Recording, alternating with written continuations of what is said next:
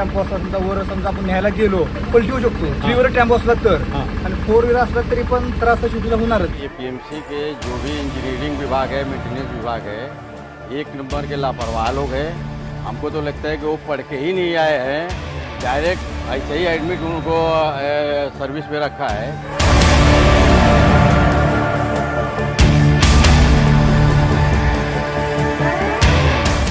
मोठा मुद्दा 55 कोटींची बहुउद्देशीय इमारत धूळ खात.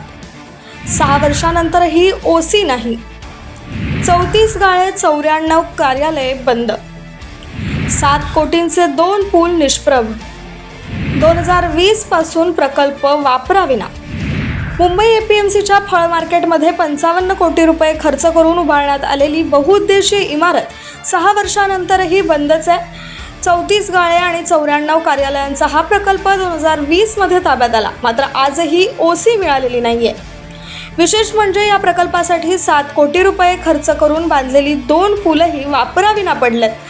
बदललेला नकाशा, ठेकेदार आणि अभियांत्रिकी विभागाच्या भूमिकेमुळे संपूर्ण प्रकरण पुन्हा चर्चेत आलंय.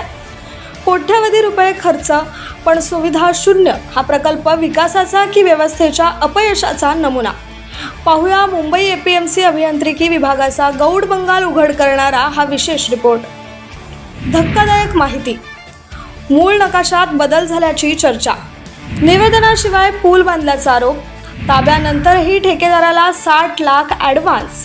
ठेकेदार एपीएमसी मध्ये कोट्यवधींचा वाद. व्यापारी शेतकरी सुविधांपासून वंचित. या प्रकरणात मंजूर नकाशाप्रमाणे काम झाले नसल्याची चर्चा असून नकाशात बदल कोणी केला याबाबत प्रश्न उपस्थित होत आहेत. दुसरीकडे या प्रकल्पासाठी उभारण्यात आलेली 2 पुलं निवेदनाशिवाय बांधल्याचा आरोप आहे. प्रकल्पाचा ताबा घेतल्यानंतरही ठेकेदाराला 60 लाख रुपये ॲडव्हान्स देण्यात आल्याची माहिती समोर येते. तर ठेकेदार आणि एपीएमसी प्रशासनात कोट्यवधी रुपयांची आर्थिक वादही सुरू असल्याचं बोललं जात आहे. मोठे सवाल. ओसी रखडण्यास जबाबदार कोण? नकाशात बदल करण्याचा आदेश कोणी दिला? 7 कोटींचे पूल वापरात का नाहीत? अभियंते आणि ठेकेदारांवर कारवाई होणार? जयकुमार रावल आणि शरद झरे काय निर्णय घेणार?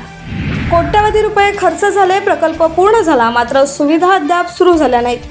फटका बसला तो व्यापारी, शेतकरी आणि बाजार घटकांना. आता राष्ट्रीय महत्त्वाच्या बाजाराचे अध्यक्ष जयकुमार रावल आणि सचिव शरद झरे या संपूर्ण प्रकरणाची चौकशी करून जबाबदारांवर कारवाई करणार का, याकडे संपूर्ण बाजाराचे लक्ष लागले.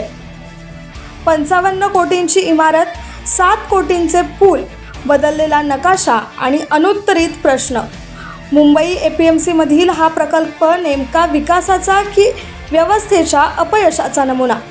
याची उत्तरे आता चौकशीतूनच समोर येणार आहेत की पुन्हा फाईल बंद होणार, हे पाहणे महत्त्वाचे ठरणार आहे. जास्त लोड गाडी असली ना तर वर समजा 3 व्हीलर गाडी असली किंवा आपण 3 व्हीलर टेम्पो असला समजा वर समजा आपण न्यायला गेलो तर पूर्ण पलटी होण्याचे हे असतात, चान्सेस असतात त्यामध्ये. म्हणजे पलटी होऊ शकतो. 3 व्हीलर टेम्पो असला तर आणि 4 व्हीलर असला तरी पण त्रास शेवटीला होणारच. ये पीएमसी के जो भी इंजीनियरिंग विभाग है, मेंटेनेंस विभाग है, एक नंबर के लापरवाह लोग हैं. हमको तो लगता है कि वो पढ़ के ही नहीं आए हैं, डायरेक्ट ऐसे ही एडमिट उनको सर्विस पे रखा है. क्योंकि बहुउद्देशीय इमारत बनाया व्यापारियों के लिए, वो किसी काम का है नहीं. आज 8-9 साल हो गया उसका कंप्लीट होके, लेकिन किसी काम का नहीं है. पैसा फंसा पड़ा है गवर्नमेंट का. ब्रिज की बात आप कर रहे हो तो ब्रिज बंद होने की वजह से वहाँ गंदगी इतनी हो रही है और किसी काम का आ नहीं रहे. गवर्नमेंट का या एपीएमसी का समझिए 6-7 करोड़ रुपया ऐसे ही फंसा हुआ है. बिल्डिंग में 60-65 करोड़ रुपया गया. ये सिर्फ लूटने खाने का इनका बिजनेस सोचेगा है, बाकी कोई काम नहीं है.